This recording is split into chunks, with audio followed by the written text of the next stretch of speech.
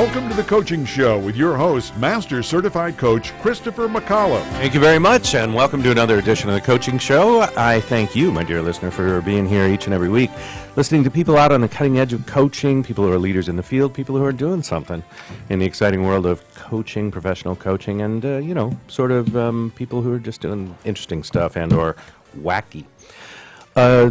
The voice that you next hear will be that of Clarice Connolly. She is our in-studio special co-host today. Clarice, say hello to the people. Hey, thank you so much for tuning in today.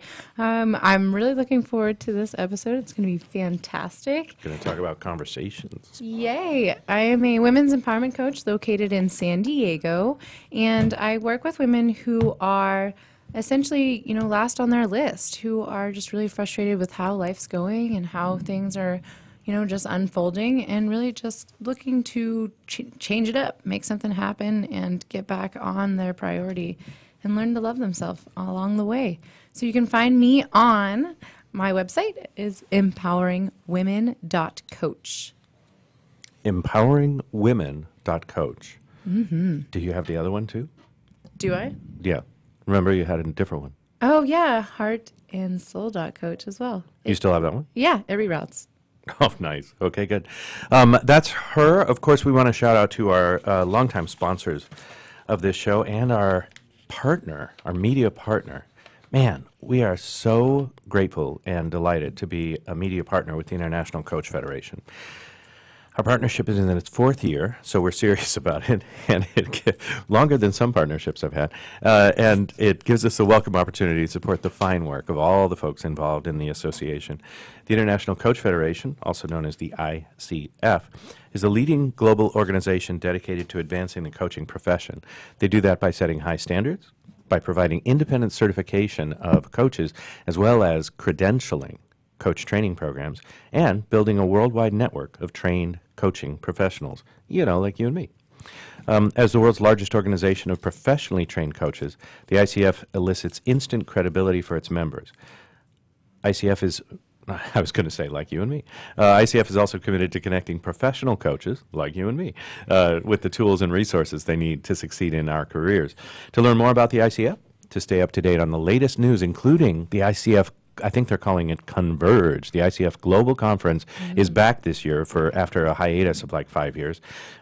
You can visit coachfederation.org or follow ICF on Twitter at ICFHQ. ICFHQ. Gets you every time. We're also delighted to have an ICF representative on our show each and every month. And man, we've had some great guests recently. If you have not been tuning in, or if you want to check out the archives, please do. We've talked to a neurohumorist and found out the brain functions of humor. We've talked to people about how you can market better, and the author of The Coaching Habit, as well as other leaders, as well as people from the International Coach Federation. Hey, oh my goodness. But don't even, April 26th, we're going to have, I am so personally excited. Look at you. Over the moon excited to have a certain author on air. Let's drum roll, please. I know. What is it? Who is it? Jen Sincero. Oh, you're so excited. I am so excited to have her on. She is amazing, and her book is phenomenal, and now she's got a new one coming out on the 18th. And that would be, the book would be You Are a Badass. Making Money Machine, I think. The new one is about You're a Badass Making Money, right? Yeah. Mm-hmm. Yeah. Re- We need that. Really looking forward to it. For a moment, I thought we sounded a little bit like the parody of the NPR people on Saturday Night Live. Okay, so we're very excited about that show, but we're also very excited about today's show. Hey, we also want to talk about Accomplishment Coaching, our longtime sponsor, and I mean for 15 years. Accomplishment Coaching has sponsored this here program. Would you do the honors and tell people about Accomplishment Coaching? Yeah, Accomplishment Coaching is one of the finest, I would say probably the finest coaching education in the world. It's literally the Harvard, the Stanford, nothing else compares to it. Honestly, you really get anywhere between 12 months in-person sessions.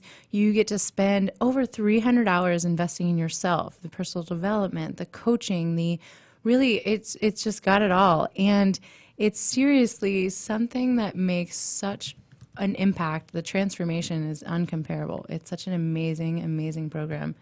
and it's really located in 5 major cities: Okay, I'm ready. What are the cities? Washington, D.C., Nice. Nation's capital. New York City, The Big Apple, the best city in the world. Seattle, Oh, beautiful city. San Diego, Yes, America's finest city. and now in Victoria, British Canada. Columbia in Canada, right. For our Canadian friends and enemies. I'm kidding. You forgot one. Chicago, Illinois. Chicago. Yeah, home of the blues. 6. There you go. All right. So check out Accomplishment Coaching because, in all seriousness, the world's finest coach training program, including the one thing that no other coach training program does. Well, there's like 6 things that no other coach training programs do that they do there, including giving you a year of coaching for free included. But the other thing they do is they invite you to come and observe the coach training program in process. That's right, people, in process. And what that means is you can go and check out. It's not like a black box. It's not like a question mark or I'm not sure if I'm going to like these people. You can actually go see what the approach is. You can see what they're doing. You can like actually look around and, test drive it, which nobody else does. And frankly, if you're going to spend money and time doing something, you got to check it out, right? And, like that. So the world's finest coach training program, Accomplishment Coaching. Check them out at accomplishmentcoaching.com. Anything else we should talk about today? Our next guest. Our next guest. Boy, I hate to give you behind the scenes information, but here's the thing: if you get a media opportunity like this one, if you get an opportunity to talk to 30,000 folks or something, take it, show up, be extraordinary, right? And here's what not to do: is don't mess around and cancel and make it all confusing, right? Yes. So we really appreciate our next guest because this guy rock solid, right? Said he's going to be where he's going to be, shows up on time, and does what he's going to do. We love people like that. And, Yay. Especially with the media, right? Because, we're juggling stuff, you're juggling stuff. We want it to be rock solid.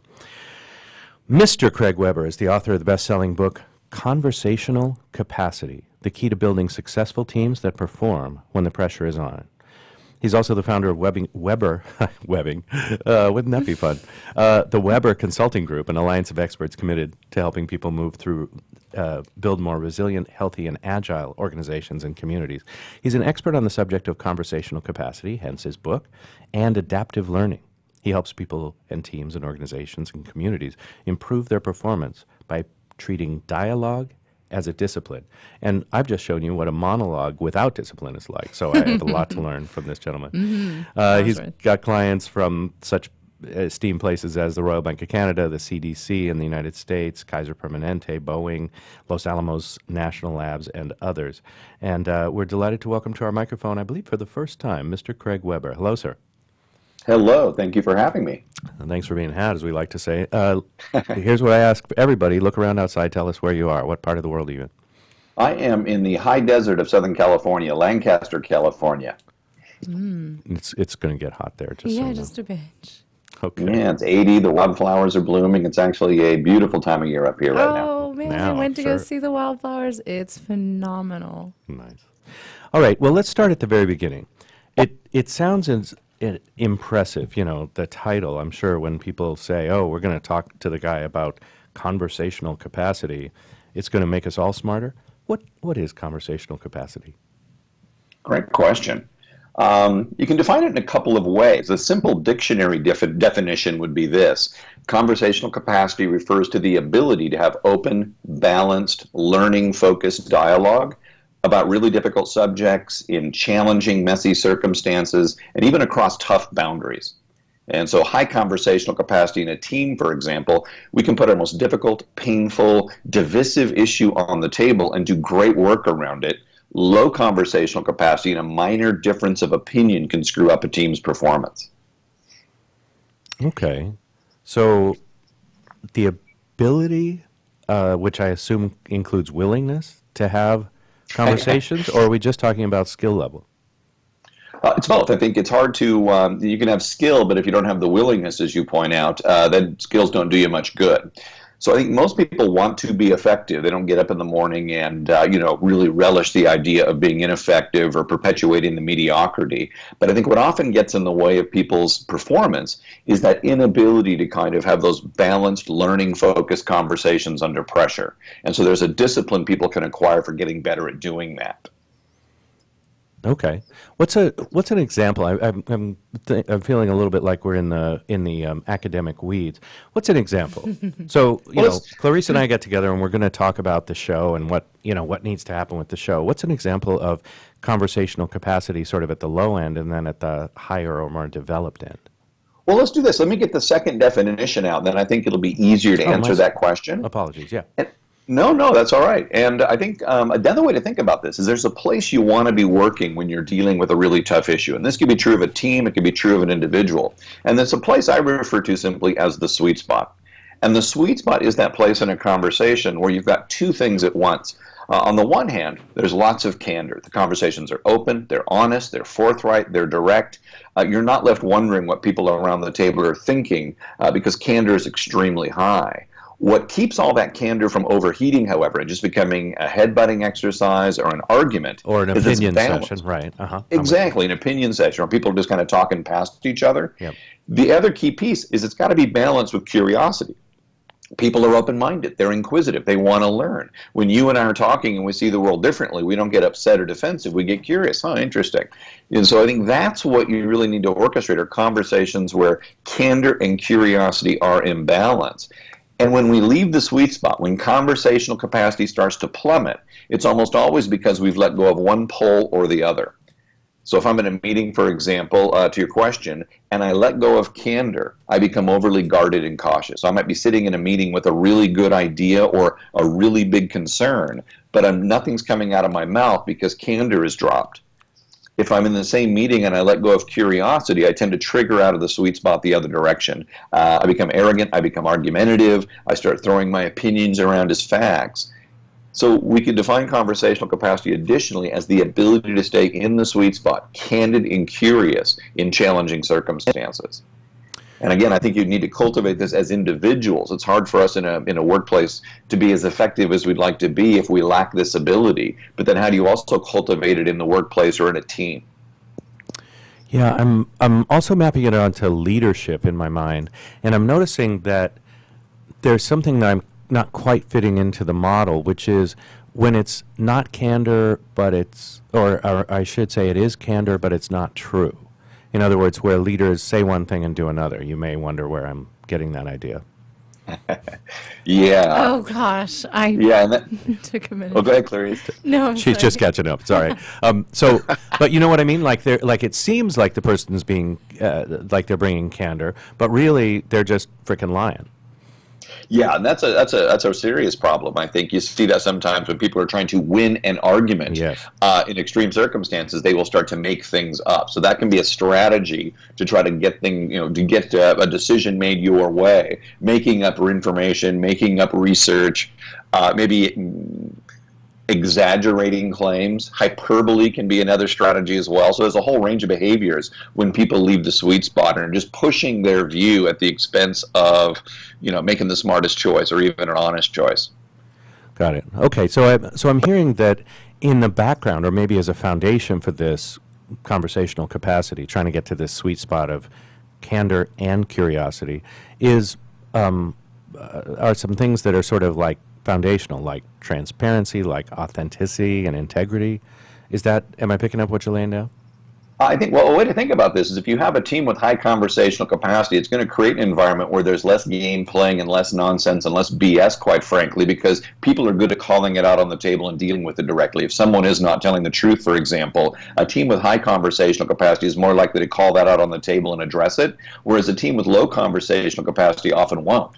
And so how do you create an environment where that kind of game playing and nonsense is less likely to occur because people will confront it and address it, not in a finger pointing away, but in a constructive manner?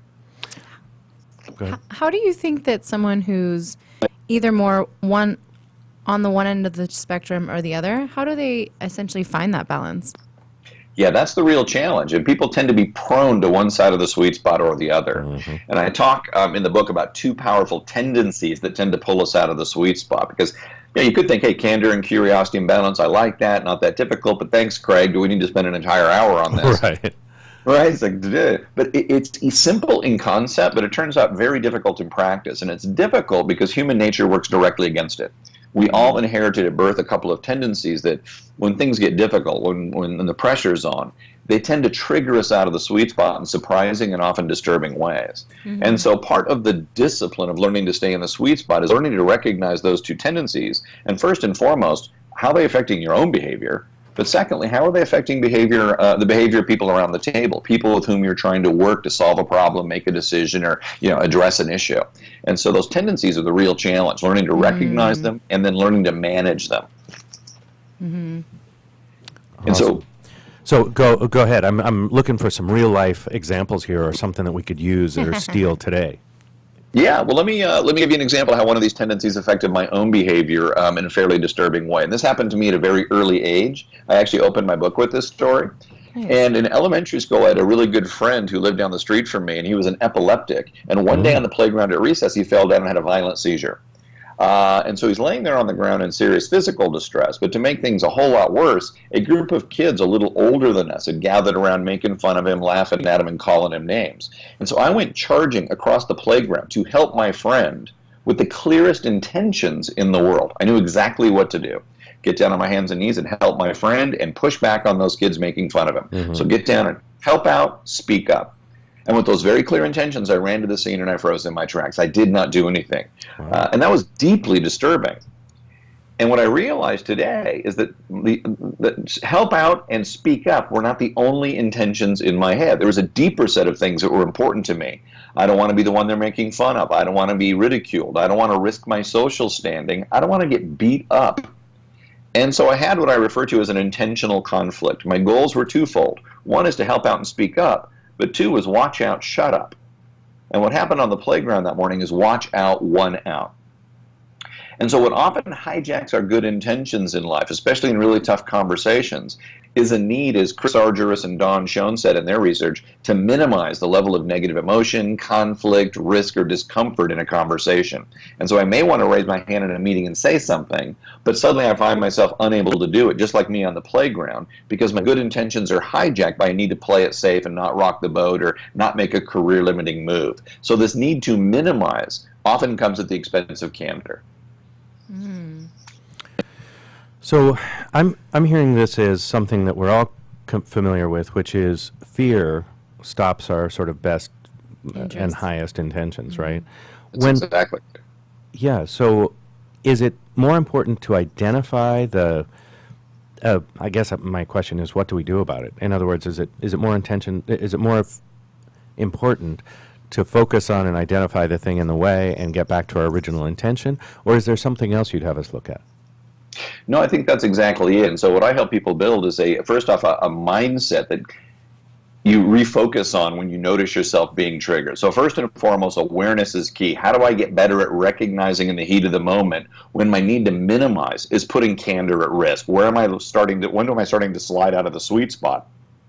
Yeah. And then there's some skills you can learn, and this goes back to Clarice's question a couple of minutes ago, so that when my need to minimize is getting triggered, there's a couple of candor skills we can use to keep that need to minimize from compromising my effectiveness. And so I can share those skills here in a couple of minutes. The problem, too, is that need to minimize isn't the only tendency. That's only one of the big tendencies that tends to pull us out of the sweet spot. So if that was the only thing affecting us, we'd have our work cut out for us. Yeah. And I use examples of nurses not speaking up in the hospital when they see a doctor making a mistake, to co-pilots not speaking up on the flight deck of an aircraft. This need to minimize is huge. And one of the things I point out in my work is nothing triggers it more predictably than the presence of authority. So if there's a hierarchy difference in in a meeting or a conversation or an organization, this need to minimize becomes a real problem because people have a harder time being candid around the boss. And so in my work with executives and CEOs, I always say, just your presence pushes people away from the table when your job is to pull them toward it. Right. Add to that some aggressive behavior from time to time, and you just compounded the problem. And I tend to work with leaders. So what do you have the leader take on or be responsible for in that regard? Because, we all have, there's a scene in Spectre, the James Bond movie, where the bad guy, there's already a huge meeting of bad guys, and then, the ultimate bad guy shows up, and the light is behind him, so you can't really see his face. He's just a shadow, and he walks in, but everybody stops. And then he walks over and sits down very deliberately, and then nods his head, and then they start to speak. And that's kind of like, it's over exaggeration, but it's not uncommon in the boardrooms, communities, and organizations that we work in, right? You're absolutely right. And I'm not even sure it's that much of an over-exaggeration. That's kind of the impact somebody has when they walk into a meeting. You will see the meeting shift immediately. So they may not be backlit, but I bring my own with me. But yeah, I get you. Yeah, fog machine, a backlight. Really go for the effect. Pyro. But I think what I see a lot of leaders doing is recognizing and therefore under managing how their presence affects the people around them. Mm-hmm. And so I worked with an executive a while back who said, I spent a lot of time getting the smartest, brightest, most capable people I could find on this team. When they're not speaking up, they're stealing from the business. They're actually being paid for something they're not delivering. They're stealing. Mm-hmm. But then he said, I also realize now more than ever that my own behavior encourages the theft. Nice. And so I think, that's kind of how do we not encourage people to steal? Because if I don't create an environment where people can be as candid as they need to be, I may have A players, but only getting C-level performance. I may have some really good ideas at in the room, but I'm not getting access to them. Really good. So I love that piece, and we could delve down into more about how a leader can manage his or her presence, really, to impact the conversational capacity in a positive way versus a negative way versus shutting it down. But I guess what I'm looking for next is, what are some of the symptoms you look for when you're addressing? So you walk into an organization, right? You got the new eyes. You're the guy there to make a difference, or you and your team are. And what are some of the symptoms you look for that tell you, hey, conversational capacity is what do you call it? Low or out or misaligned? What do you call it? Yeah, low's perfect. There's two major symptoms when conversational capacity is lacking in a team or an organization. And usually in interviews, you can hear about this. Sometimes just in anecdotal conversations, you start picking it up. The first symptom would be the presence of undiscussable issues in the group. Those issues that are coming up in the hallway, but not in the meeting. So in almost every organization, almost every relationship has those undiscussable issues that people just fear to put on the table. The other sign is the presence of unproductively discussable issues. Those issues that, yes, they do come up, they hit the table, but it's not productive. The conversations spark more heat than light. There's arguing, there's bickering, there's headbutting. Like you said, it's opinion fest. Those are the two basic symptoms. And so when you see teams starting to lose traction, it's either because they're not having conversations they need to have, or they're having conversations, but they're not productive. It's really like rams in rutting season, butting heads on the side of a mountain rather than an actual conversation. I have worked in those places. Beautiful description.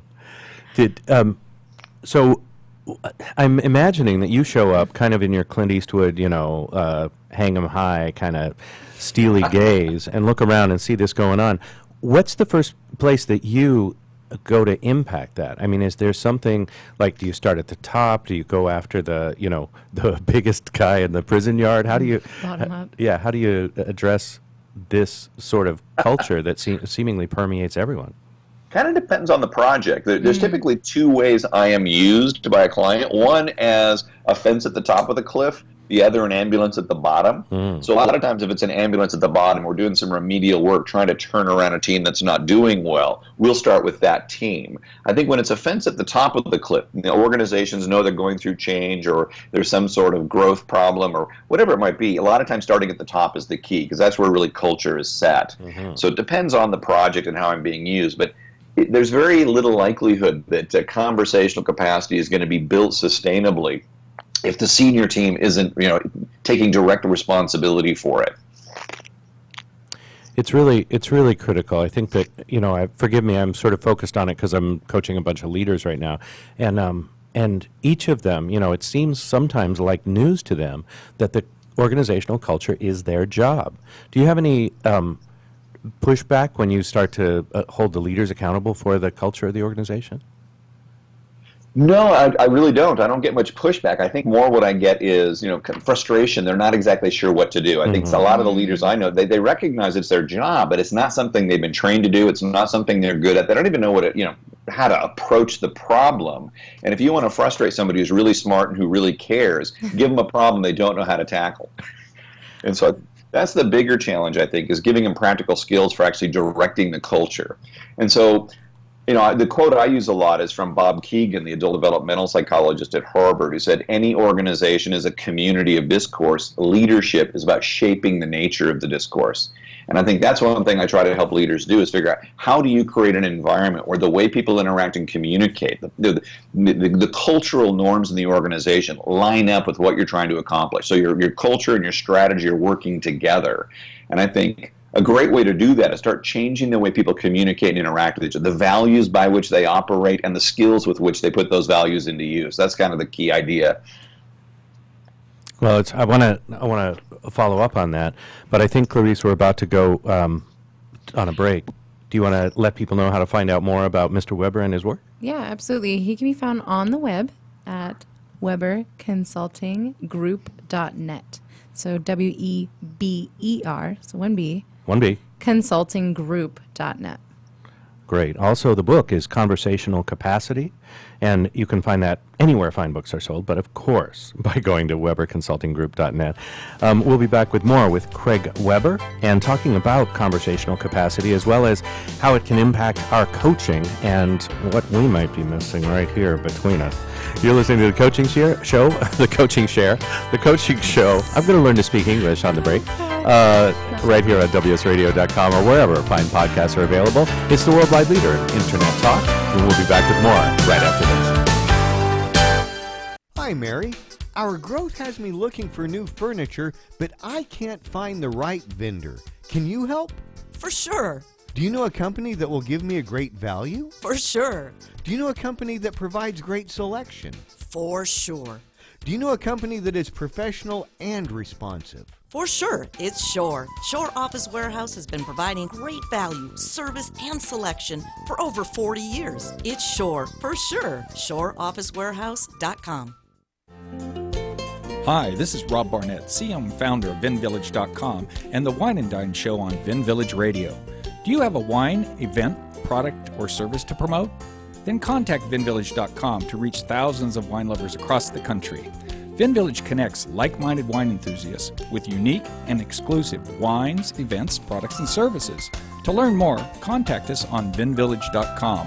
VinVillage is where wine lovers connect. Do you want to be a professional coach? Are you in business trying to make a real difference with people you manage or work with?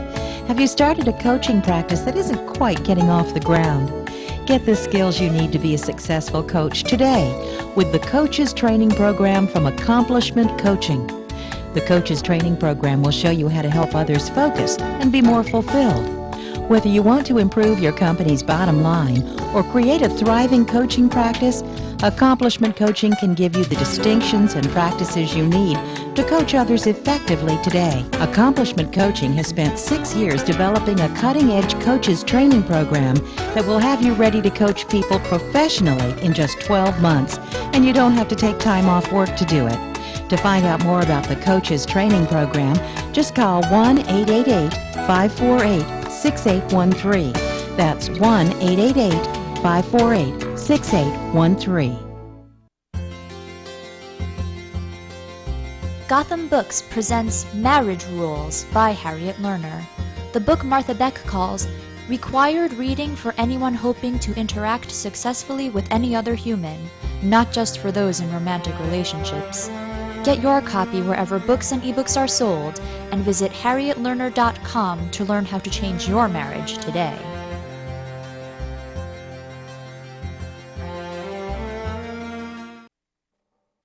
Talk to me.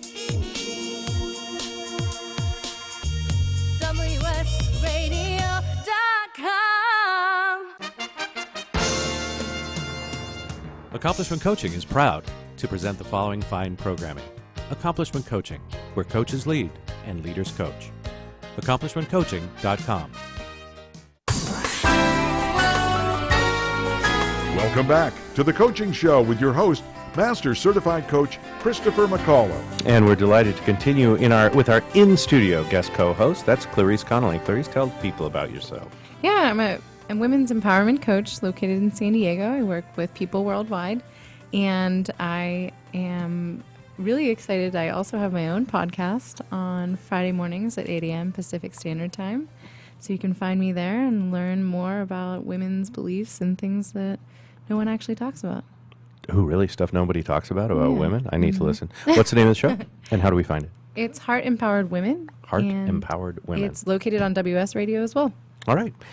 We're delighted to spend our entire hour today with Craig Weber. He is an expert in the field of conversational capacity. He's the founder of the Weber Consulting Group, an alliance of experts committed to helping people build more resilient, healthy, and agile organizations and communities. He's worked with leaders from all over, everything from Kaiser Permanente to the Southern Legislative Conference, the company Cliff Bar, and the Georgia Health Policy Center at Georgia State University. His book, which has been out for a few years now and which should be on yours and my shelf, is Conversational Capacity, the Key to Building Successful Teams That Perform When the Pressure is On, from McGraw-Hill. Available wherever fine books are sold. And he's joining us today from the high desert of Lancaster, California. Just before the break, we were talking about some of the symptoms in organizations and kind of how to address in organizations this lack of conversational capacity, or if I heard it right, the low conversational capacity, and trying to get to the sweet spot of candor and curiosity, sort of a moment there. I guess what I'm interested in is more how you deal with it on the interpersonal level. I mean, ultimately all organizations and communities are a system of relationships. Maybe an easy sort of entree to that topic is, what's the first thing you look at or first thing you take on in building conversational capacity with individuals, Craig Weber? Yeah, great question. I think first off, getting people to recognize there is a sweet spot, right? This idea that candor and curiosity can be balanced, I think, is an idea. And then getting people to recognize those tendencies that tend to pull them out of the sweet spot and the situations in which it tends to occur. So one of the things I'll often work with a client to do is to develop a trigger journal where they're actually noticing moments in life where their good intentions and their actual behaviors move in different directions, not because they're stupid or don't care, but because they're being triggered. And we've talked about that need to minimize where, playing it safe overwhelms your good intentions, and that candor tends to be the first casualty. We start to water down our point, cover up our views, bring stuff up in the hallway. Those are all minimizing behaviors. The other tendency we want people to be more conscious of is not the need to minimize, it's the need to win, to be right, to get your way, to sell your view. And when the need to be right or to win gets triggered, we tend to chuck curiosity out the window and go into raw, unadulterated candor, and to start engaging in some of those behaviors you so aptly described earlier. Talking over people, interrupting, not listening, pulling in people who agree with us while dismissing people who don't. In extreme cases, hyperbole, and even lying. And so the first thing you want to do is get people to start recognizing, where do I have trouble working in the sweet spot? So very often people will have a dominant tendency, as Clarice, you pointed out earlier. Some people grew up in a family where being nice is the dominant norm, and so in the workplace, candor sometimes is a harder struggle for them. There's a gentleman I talk about in the book who I worked with years ago whose nickname on his team was the human flamethrower. And he said he grew up in a family just the opposite, where rabid religious and political debate was normal, and so he just loved to get into it. And so you'll often find people sitting at a table genuinely trying to work well together, but they can bounce off each other a little bit. So that's the first step. Recognize those tendencies, start paying attention to how and when they affect your behavior, and then there's a set of skills you can learn, not just for recognizing it, but for managing those reactions in a more disciplined way. And when you and your team start, do you start on the individual level, or do you take like a group of folks into a room and say, listen up, you guys aren't telling the truth in this meeting I just observed? Or how do you approach it? Yeah, a lot of times it's as a team, right? Because that's where these behaviors kind of play out. Sometimes that can be a small team, just a few people. I've worked with a high-tech firm where we just had 3 of the founders in the room, working with them and how they interact and communicate. We've done very large groups where it's not just an organization, but sometimes even clients and customers are in the room. So it kind of varies, but the fundamental skills are the same. How do you get people to take personal responsibility for working in the sweet spot as they engage with other people across the table? So there's teamwork, but there's also personal work. And in fact, in my book, there's a chapter on how to build these skills and actually break it down that way. What's the personal work you need to do to manage your reactions and stay in that sweet spot? And then what's the work we need to do as a team to bake this way of operating into the meetings we're having, the decisions we're making, the changes we're grappling with? I love that piece about the personal work that people need to do. I think as a coach, a lot of the work that I'm working with or hearing is a lot to do with the adult children of dysfunctional families. And what I hear and what you're saying is the relationship to authority figures. And what do you think is like the most predominant sign or most predominant symptom that people actually have a trigger around authority figures in regard to their relationships?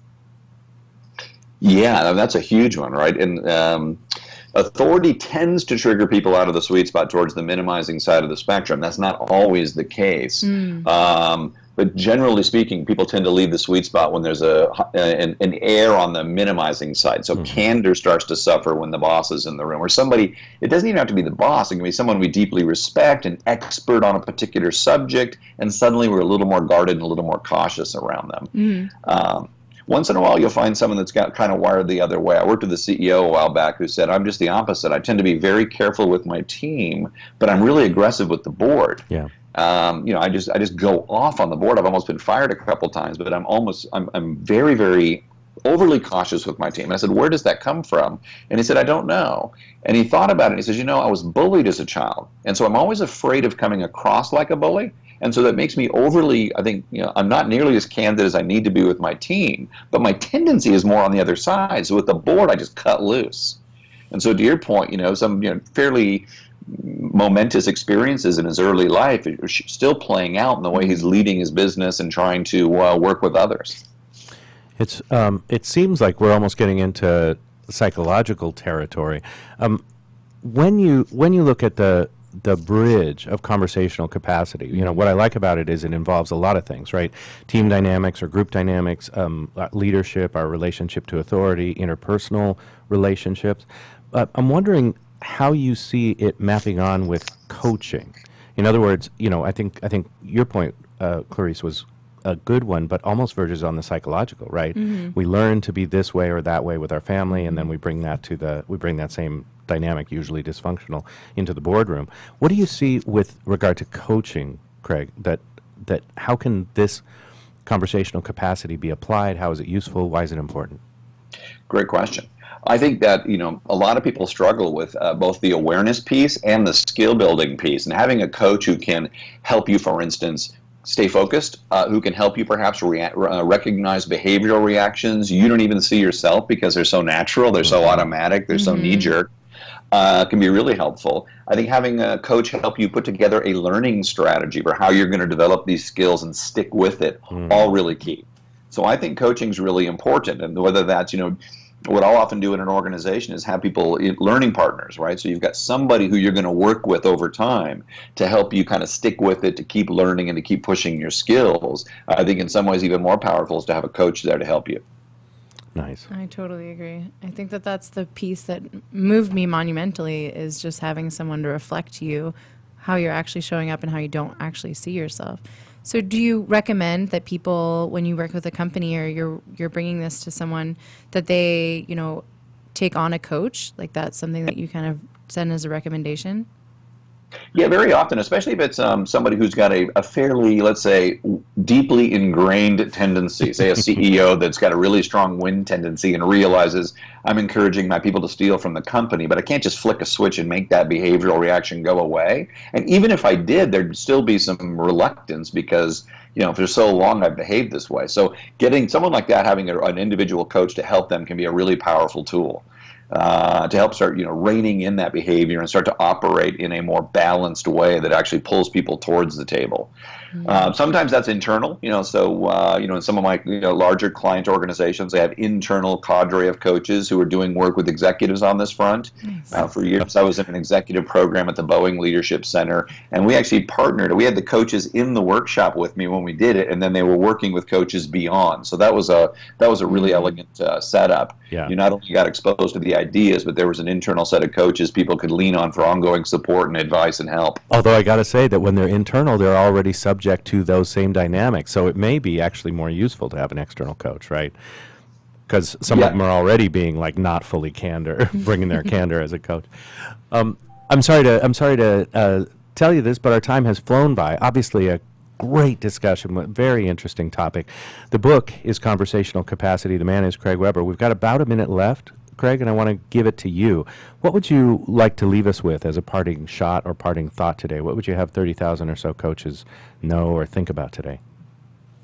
One thing, as you're working with people, be thinking about the subject of conversational capacity and how might the problems you're helping them wrestle with be a symptom of the lack of conversational capacity. That'd be one thing I'd hope. And then there are some practical skills, a mindset you can actually adopt to help people learn to stay in the sweet spot. And so if you're interested in learning more, the book is available. It's really about learning and making learning more important than being comfortable or being right. And then there's some actual behaviors for balancing candor and curiosity you can help people acquire. So actual, you can track, you can measure, you can reward these behaviors. So it takes conversation out of the foo-foo territory and makes it something a little more rigorous. That's why I use the word discipline. I also describe this as a conversational martial art where your opponent isn't the other person, it's your ego. And how do you put learning in the driver's seat and kick your ego to the curb? I think those are really critical. That was brilliant, and I'm a dork. I'm an idiot. I can't tell time. I just realized that the number that I was looking at was inaccurate, and so I'm so sorry. It was a brilliant and beautiful completion to our conversation, and we've got some more time. So fantastic. I'm going to let Clarice talk while I be embarrassed over in the corner here. I can't even recover. Oh, that's so good. So, how did this all get started? May I ask? Yeah, I went to school, got degrees in organizational development and organizational psychology, and I got really interested in the research of Chris Argyris and Don Schoen and their work on organizational learning, and began playing around with ways of making that research even more user-friendly. And so that's kind of how this started. I really fell in love with the basic research and then wanted to make it something people could take away and apply even more rapidly. So that's where the core concepts are coming from.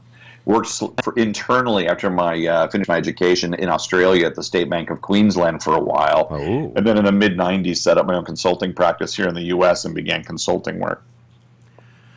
It's amazing the journeys that people take. It strikes me that anytime we set ourselves up as an expert in an area, people are always kind of looking at us with a jaundiced view.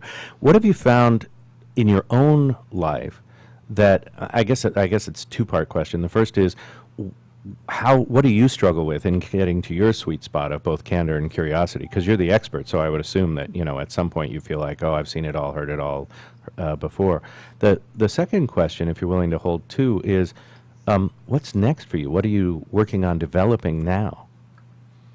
Yeah, I think the first question, I think an expert always seems weird saying that. I don't feel like an expert. I do feel like someone who's maybe a little farther down the path than others, but it's amazing to me how often my need to minimize or my need to win trigger me. So you never really win the battle, right? It's a constant struggle to not let your emotional reactions in the heat of the moment, separate your good intentions from your actual behavior. And so I have more and more and more respect for just how easily those two things part ways. I do hope that I'm better at reacting to other people in difficult circumstances in a more balanced way than I used to, but it's still a struggle. So I think that really breeds humility. I think that's a key point. In the book, I talk about the sweet spot being more than just candor and curiosity. I think it's candor and courage on the one side and curiosity and humility on the other. And being aware of your foibles and just how easily you trigger is a great way to breed more humility. What am I working on now? I'm working on a follow-on book called, the working title is Stand Up, Speak Out, Make a Difference. Nice. And it's a practical guide for building your conversational capacity while doing meaningful work. So if you're going to practice these skills and build this discipline, it might as well be on stuff that really matters. And so how do you look at the workplace as a dojo for building this conversational martial art and look for relationships that need to be improved, processes that just aren't working too well, maybe meetings that just aren't really hitting the mark, and then doing useful, meaningful work around those issues as a way to practice your skills. So you're kind of combining two things at once. So there's 3 sections of the book. One's on building your awareness, as we've talked about. The second is on building your mindset. And the last section is on building your skills. Do you have trainings? I find that myself and probably most of our listeners are going to be like really focused on this, at least for the day or two that this stays with us. What are some opportunities for us to increase or continue our learning about this stuff? Do you offer seminars, workshops, or any sort of training, or do we just read the book and then reread it every few weeks to get it really in our brains? Yeah, and there's different levels.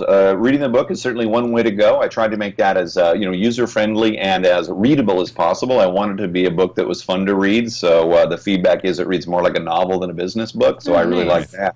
Yeah. I've got an e-course on my website, which is something self-paced that people can use to kind of learn more about these skills and practice them. If people are interested in a workshop, they can drop me a line, and we can talk about setting something up. So it ranges from reading the book to an e-course to a full-on workshop. Okay, I'm gonna be that girl. I'm really sorry. Is there a quiz to identify whether you're more curiosity or candor? I'm over here trying to figure it out. You're right. I'm very lost. I think I'm pretty balanced. Is there a quiz? How do I find out? Yeah.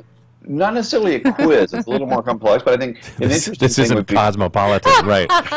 Sorry, Greg. Go ahead. No, that's okay. That's okay. It's a good question, though. And I think I venture to guess you are pretty balanced most of the time. So the interesting question would be, where have been those circumstances in my life where I've lost that balance, where I either got really upset and the curiosity went out the window, and I found myself perhaps saying things I didn't like. I would say, the winner's regret driving home from work is, why did I say something? The minimizer's regret driving home from work is, why didn't I say something? Right. And so you might reflect back on where are some circumstances, personally and professionally, where that's been a challenge for me, and then what was the trigger? Nice. So I think those are some interesting questions to explore. Where do I find myself losing discipline and flying out of the sweet spot despite my genuinely good intentions? And what's going on there? That's a really, the old Greek adage, the unexamined life is unworth living. That's an interesting lens through which to start paying attention. And in essence, that's a trigger journal. Yeah. I love the notion of a trigger journal, and I also like what you brought, Clarice, about how do we know which one. And man, that what's your dominant regret is such a great and easy measurement, right? Because it's not only, my suspicion is it's not only when you're coming home from work, right? But like when you're coming home from a date, when you're coming home coming home and like what's about to happen with my spouse or family. Exactly. Yeah. No, you're absolutely right. The same patterns play out in our personal lives. In fact, in some ways, our tendencies are even what's the better way to phrase this? Your tendencies are on greater display in your personal relationships in some respects. So I'm doing work this weekend, a retreat with a group of CEOs and their spouses, as a matter of fact. We're going to be talking about that. So yeah, I think that's exactly right. So all circumstances, personal and professional, provide you an opportunity to get better at both recognize your tendencies and managing them if you choose to do that. Yeah, and that's how you do one thing is how you do everything. I like that. Yeah. It's also, I really appreciate the notion that we amplify it at home, because I'm looking at, I've got a few roles, and in most of them, I'm the big dog, right? I do some training, I'm a CEO of an organization, and I'm a coach, right, where with my level of whatever it is, expertise or experience or age or something, I'm often bringing the authority with me. And then I go home, right? And I'm speaking to my children or my wife, and they're like, "I don't know who you think you are, but you just keep walking, pal." Yeah, exactly. And I struggle with that. Do you do much work, like when you're working with these CEOs and their spouses? Do you do much work on the difference between work and home, or is it like I just heard my friend Clarice say, you're kind of the same in both places, or you're dealing with the same stuff, just different audiences? Yeah, working with the spouses, we definitely talk about this, and you'll often hear people are one way at work and very different. So a number of the CEOs I work with say, I'm in win mode at work. I'm very candor's no problem. I'm really pushing hard. I'm making decisions. I'm almost aggressive. And then I go home, it's like someone flicked a switch, and I don't want to make a decision. I totally go with the flow. And where do you want to go to dinner? I don't care. What do you want to do this weekend? Doesn't matter to me. So It's amazing sometimes how the context can determine which tendency takes over. So you're absolutely right. Some people, on the other hand, just have one tendency. It seems to drive them no matter what. The human flamethrower was certainly one, at home and in the workplace. Candor was not a problem for him. I'm wanting to follow this up and be mindful of the time. So one of the things I'm working with right now, and Clarice and I were talking about this on the way in, is I've got a client who's very interested in building an empire and an empire for sort of creative, like arts people, and has always relied on, like, while this person is the sort of the fire and the outgoing part of the relationship, has always relied on the spouse to be sort of the rock and the steadiness. And then recently came home, and the rock and steady spouse said, "I'm not sure I want to be with you anymore. I'm not sure I love you anymore." When you see a dynamic like that, it seems like we've got, the classic sort of, there's one who's been in the role of the candor and one who's been in the curiosity, right? Or said another way, one's way on one side of the candor and one's been way on the other. How do you find a meeting? What do you arrange when you've got two people that seemingly are opposed like that? Is the question clear? Yeah, I think, and the personal front, like if it's a relationship, that's sort of out of my wheelhouse, if you will. So I tend to work with organizations and teams. So the first thing I'd suggest is get in with a therapist and see if you can't work that out. But I think the same problem occurs in the workplace, where you got people who need to work together who have dramatically different styles. Right. What feels like a great meeting to me horrifies you, and vice versa, right? Exactly, right. So the flamethrower, for example, this guy was, both his parents were attorneys. They argued like crazy at the dinner table, and he loved it. But he had two colleagues from Korea and one from Hong Kong on the team who were having a very difficult time engaging with him. Mm-hmm. They're all smart people. They all care. They just have a different way of thinking about what a good conversation looks like. And so coming up with some common ground rules. What I'll often help a client do is put together a conversational code of conduct for how we will work together and communicate, despite the fact that we've got some very strong differences, and to actually see those differences as a strength, not a weakness. And so you can actually operationalize this and come up with a set of ground rules. So the flamethrower, for example, is going to be really good on the candor side of the scale. What he needs to dramatically ramp up is the use of the curiosity skills I teach groups.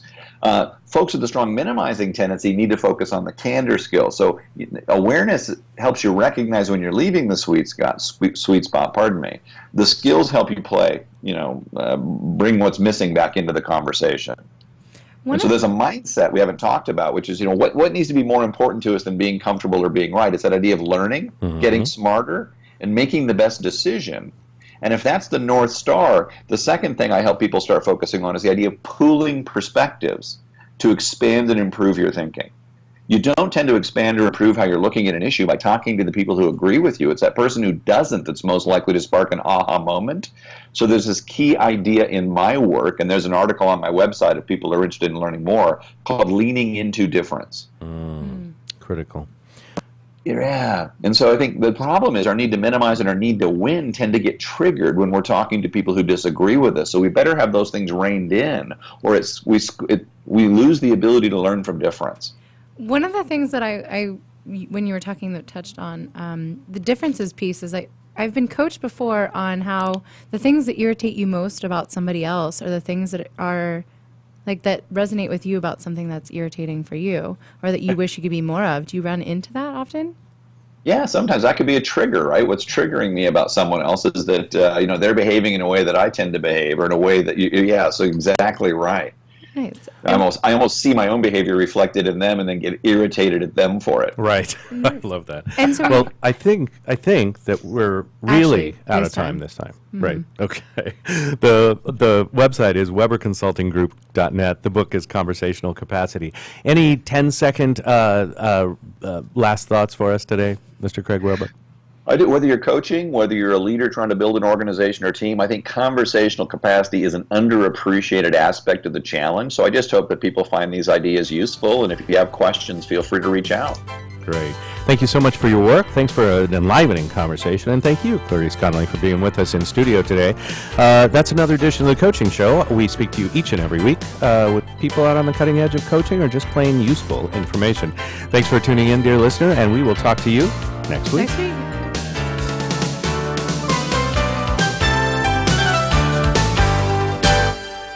Your search for the right office furniture will be done when you walk into Shore for sure. In our 46,000 square foot warehouse, you are sure to find the right new or used desk and chair for your home and office. Trusted for over 40 years, Shore is proven to provide great value, quality, and service. From free space planning to our white glove delivery service, you are sure to leave happy and satisfied. We're a family-owned business that will treat you like family for sure. Se habla español. Do you want to be a professional coach? Are you in business trying to make a real difference with